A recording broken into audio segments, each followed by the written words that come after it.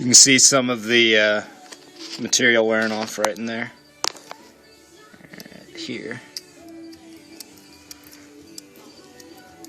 Where it was shearing steel off.